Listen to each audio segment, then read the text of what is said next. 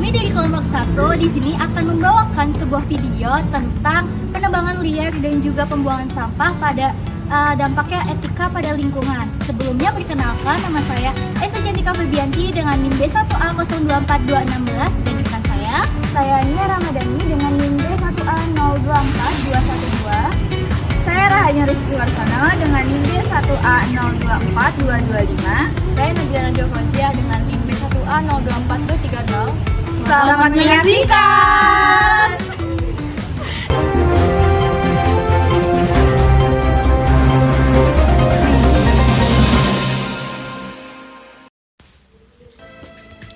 Setiap hari, tanpa kita sadari, kita menghasilkan sampah dari aktivitas sehari-hari.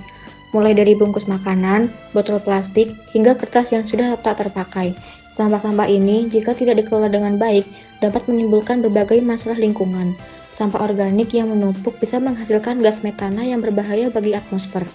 Sementara sampah anorganik seperti plastik membutuhkan waktu ratusan tahun untuk terurai. Sayangnya, masih banyak orang yang membuang sampah sembarangan, baik di jalan, sungai, maupun laut. Kebiasaan ini tampak sepele, tetapi dampaknya sangat besar. Sampah yang menumpuk di saluran air menyebabkan sumbatan, sehingga saat hujan turun, air tidak bisa mengalir dengan lancar dan akhirnya menimbulkan banjir di berbagai wilayah. Selain itu, sampah di sungai dan laut juga mencemari habitat makhluk hidup di dalamnya. Banyak hewan laut seperti ikan, penyu, dan burung yang tanpa sengaja memakan plastik atau terjerat sampah, sehingga akhirnya mati atau mengalami gangguan kesehatan. Bukan hanya itu, mikroplastik yang berasal dari sampah juga bisa masuk ke rantai makanan dan akhirnya dikonsumsi manusia, sehingga membahayakan kesehatan kita sendiri. Ini adalah ancaman nyata bagi ekosistem dan kesehatan manusia. Namun, kita semua bisa berperan dalam mengatasi masalah ini. Mulailah dengan memilah sampah di rumah, memisahkan antara sampah organik dan anorganik, serta mendaur ulang barang-barang yang masih bisa digunakan. Kurangi penggunaan plastik sekali pakai seperti kantong plastik dan sedotan, dengan beralih ke barang yang lebih ramah lingkungan. Hutan yang dulu hijau dan rimbun kini mulai gundul. Satu persatu pohon tumbang ditebang demi kepentingan manusia. Padahal, setiap pohon adalah sumber kehidupan untuk menghasilkan oksigen, menyimpan air, dan juga menjadi rumah bagi ribuan makhluk hidup. Penebangan pohon secara besar-besaran masih terus terjadi di berbagai wilayah.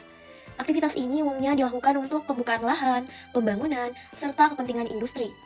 Sayangnya, dampak dari penebangan ini bisa dianggap remeh.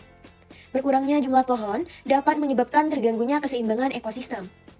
Tanah juga menjadi rentan longsor, suhu udara meningkat, dan juga kualitas udara memburuk. Tak hanya itu, banyak satwa liar yang kehilangan habitat alaminya dan juga terpaksa berpindah atau bahkan punah. Para ahli mengingatkan bahwa jika tidak segera dikendalikan, penebangan pohon dapat memicu krisis lingkungan yang lebih luas. Oleh karena itu, diperlukan kesadaran bersama untuk menjaga kelestarian hutan. Upaya reboisasi, penghentian penebangan liar, serta pengelolaan hutan secara berkelanjutan menjadi langkah penting demi menjaga masa depan. Selamat siang, pemirsa. Saya Ais. Hari ini kita akan bahas isu serius tentang sampah dan penebangan liar. Bersama saya ada Ajeng, aktivis lingkungan. Ajeng, bagaimana Anda melihat kondisi lingkungan saat ini? Terima kasih Ais. Kondisi lingkungan kita saat ini memprihatinkan. Sampah menumpuk di berbagai wilayah dan hutan-hutan terus ditebang secara ilegal. Ini bukan sekedar masalah fisik, tapi juga persoalan etika terhadap. Lalu, dari sudut pandang bioetika lingkungan, mengapa kita harus peduli dengan penebangan liar dan pembuangan sampah sembarangan?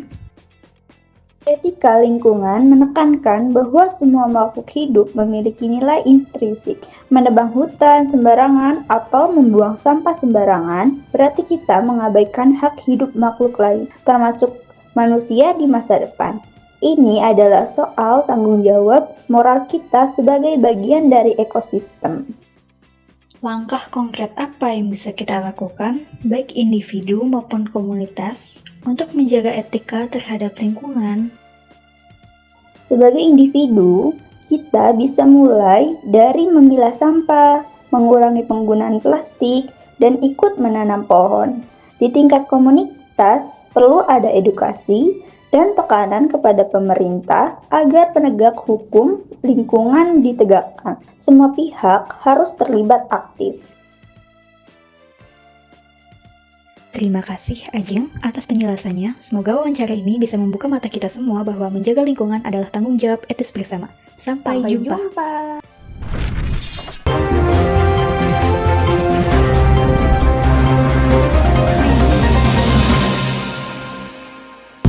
Sekian dari video kami, semoga video kami dapat bermanfaat dan bisa mengedukasi rekan-rekan sekalian. Terima kasih.